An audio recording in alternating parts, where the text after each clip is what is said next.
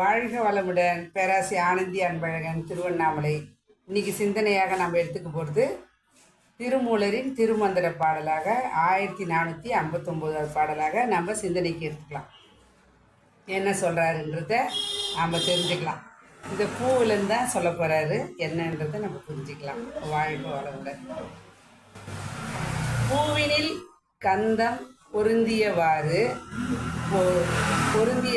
போர் சிவனுக்குள்ளே சிவ மனம் பூத்தது. ஓவியம் போல் உணர்ந்தறிவாளருக்கு நாவி அணைந்த நடுதறியாமே. அதாவது பூவினில் கந்தம் அப்படின்னா காந்தம் கூட சொல்லலாம். அதில் ஒரு கால் போட்டால் கந்தம் அப்படின்னா ஒரு ஈர்ப்புத்தன்மை.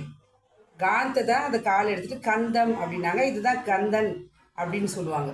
அப்போ பூவில் இருக்கிற கந்தம் எது அப்படின்னா அந்த ஈர்ப்புத்தன்மை எது? இந்த பூ இருக்குது அப்படின்னா இது ரோஸு.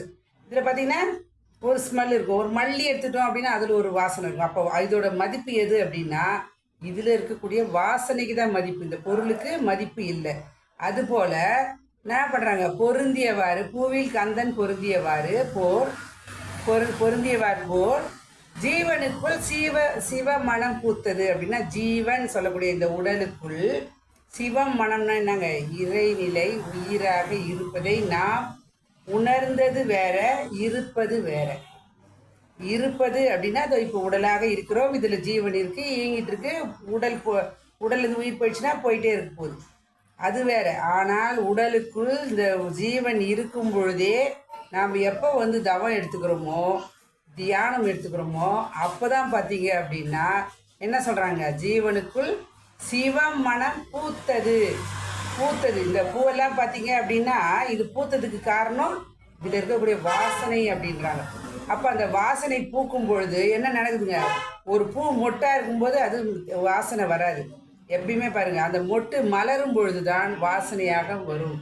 அப்போ நாம் மொட்டாக இருந்தோம், பிறந்தோம், வளர்ந்தோம், ஏன் பிறந்தோம், எதுக்கு பிறந்தோம், அதெல்லாம் காரணம் காரியம் தெரியவில்லை.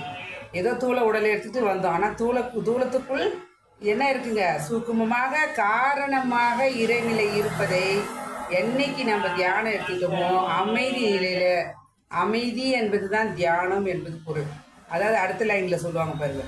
அப்போ ஜீவனுக்குள் சிவ மனம், அந்த இறை உணர்வை நாம் தியானத்தின் மூலமாக உணரும் பொழுது தான் என்ன பண்ணுறோங்க, நாம் பிறந்ததுக்கு பூத்ததுக்கு ஒரு அடையாளம். அப்போ அடுத்தது ஓவியம் போல் உணர்ந்த அறிவாளருக்கு. ஓவியம் அப்படின்னா ஒரு ஓவியம் வரைஞ்சி வச்சுருக்கோன்னா ஒரு ஓவியம், ஆமாம் அது நல்லா இருக்குது அப்படின்ட்டு. ஒரு மரம் பார்க்குறோம், இவரே எழுதியிருக்கார் திருமூலரே, மரத்தில் மறைந்தது மமத யானை, மரத்தில் மறைந்தது மமத யானை அப்படின்னு. ஏன்னா ஒரு மரம் எடுத்துட்டோம், இல்லை ஒரு கல் எடுத்துட்டோம் அப்படின்னா அது கல் மரம் அப்படின்னு சொல்லுவாங்க. ஆனால் அது உள்ள இருக்கக்கூடிய சிலையை சிற்பிக்கு தான் தெரியும். அந்த சிற்பி யார் அப்படின்னா குரு. அந்த குருவுக்கு தான் நம்மை நாம் அடையாளப்படுத்துவது குருவு தான். அப்போ நாம் ஏதோ பிறந்தோம், வளர்ந்தோம், வாழ்ந்துட்டு இருந்தோம். உணர்ந்த அறிவாளருக்கு நம்ம வாழ்ந்துட்டு இருக்கோம், அவ்வளோதான். ஆனால் என்னத்துக்கு, உணர்ந்த அறிவாளருக்கு ஒருத்தர் உணர்ந்தவர் தான் நமக்கு உணர்த்துவார்கள். அப்போ உணர்த்தவர் தான் என்ன பண்ணுறவங்க, நாவி அணைந்த நடுதறியாமே. நாவி அணைந்தன தாவின்னு கூட சொல்லலாம். நம்ம எதுக்காக பிறந்தோம், ஏன் பிறந்தோம் தெரியல. ஆனால் என்ன பண்ணுறோங்க, இன்பம் துன்பம் வாழ்க்கை இப்படியே ஓடிட்டே இருக்குது. இதுதான் வாழ்க்கை. தராசு தட்டு மாதிரி ஏறினா நான், இறங்கினா நீ, பிரச்சனையோட வாழ்க்கையை வாழ்ந்துட்டு இருக்கோம்.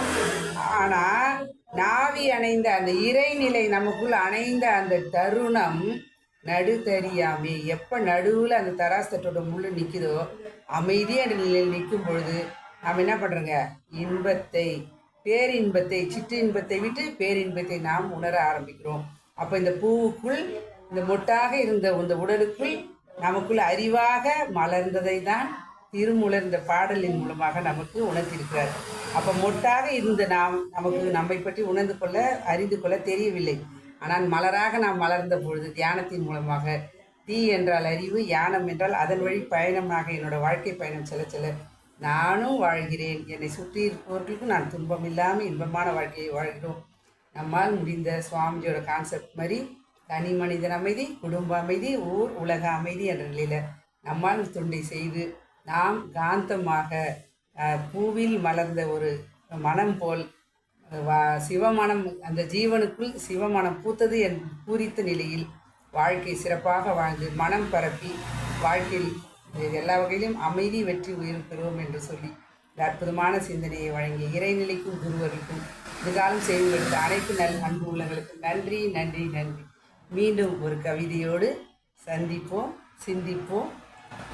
வாழ்க வளமுடன்.